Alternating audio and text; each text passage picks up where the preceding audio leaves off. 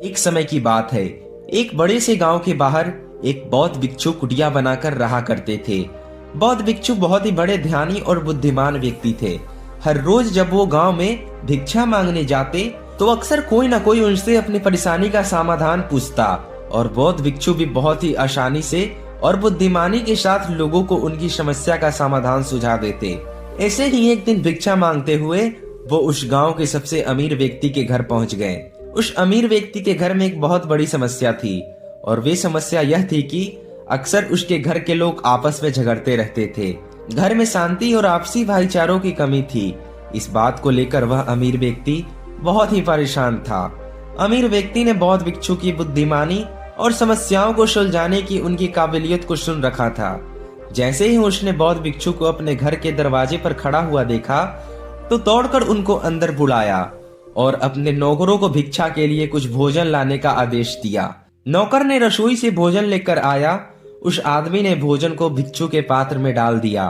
बौद्ध भिक्षु उस आदमी का धन्यवाद कर वहां से जाने लगे तो उस अमीर आदमी ने उन्हें रोकते हुए कहा, महात्मा, मैं आपसे एक प्रश्न पूछना चाहता हूँ। बौद्ध भिक्षु ने मुस्कुराते हुए कहा, पूछो, क्या प्रश्न है तुम्हारा? अमीर आदमी ने कहा, मैं जानना चाहता हूँ कि लोग आपस में झगड़ा क्यों करते हैं। यह सुन बौद्ध भिक्षु थोड़ी देर तक मौन रहे, फिर ऊंची आवाज में चिल्लाते हुए बोले, मैं तुम्हारे यहाँ भिक्षा लेने आया था, ना कि तुम्हारे फालतू प्रश्नों का उत्तर देने। भिक्षु के मुंह से ऐसी बातें सुनते ही उस अमीर आदमी की क्रोध का ठिकाना ना रहा। उसने खुद पर नियंत्रण खो दिया और भिक्षु पर जोर जोर से चिल्लाकर उन्हें भला बुरा कहने लगा। उसने कहा, कैसे स्वार्थी व्यक्ति हो, मैंने तुम्हें खाने के लिए भोजन दिया और तुम मुझसे इस तरह की बात कर रहे हो।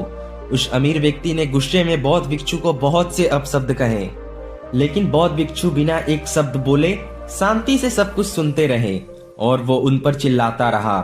लेकिन थोड़ी देर बाद जब वह व्यक्ति शांत हुआ तब बौद्ध भिक्षु ने मुस्कुराते हुए कहा, मेरे दोस्त, जैसे ही मैंने तुम्हारे साथ बुरा बर्ताव किया तुम्हें क्रोध आ गया और क्रोध में तुमने मुझ पर चिल्लाना शुरू कर दिया और उसी समय मैं भी तुम पर क्रोधित होकर चिल्लाना शुरू कर देता तो हमारे बीच बहुत भयंकर लड़ाई हो सकती थी।